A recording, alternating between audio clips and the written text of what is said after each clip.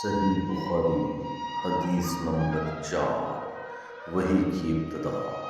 ابن شہاب کہتے ہیں مجھ کو ابو سلمہ بن عبد الرحمن نے جابر بن عبداللہ انصاری رضی اللہ تعالیٰ عنہ سے یہ روایت نقل کی کہ آپ صلی اللہ علیہ وآلہ وسلم نے وحی کے رک جانے کے زمانے کے حالات بیان کرتے ہوئے فرمایا ہے کہ ایک روز میں چلا جا رہا تھا کہ اچانک میں نے آسمان کی طرف ایک آواز سنی اور میں نے اپنا سر آسمان کی طرف اٹھایا۔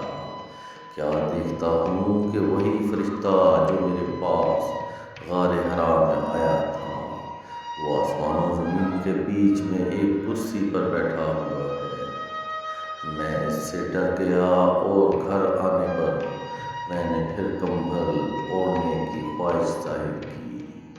اس وقت اللہ پاک کی طرف سے یہ آیات نازل ہوئیں: اے لحاف اوڑھ کر لیٹنے والے، اٹھ کھڑا ہو اور لوگوں کو عذاب الہی سے ڈرا اور اپنے رب کی بڑائی بیان کر اور اپنے کپڑوں کو پاک صاف رکھ اور گندگی سے دور رہ۔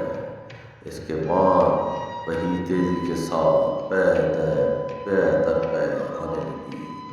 اس حدیث کو یحییٰ بن بکیر کے علاوہ لیث بن سعد سے عبداللہ بن یوسف اور ابو صالح نے بھی روایت کیا ہے، اور عقیل کے علاوہ زہری سے حلال بن رواد نے بھی روایت کیا ہے۔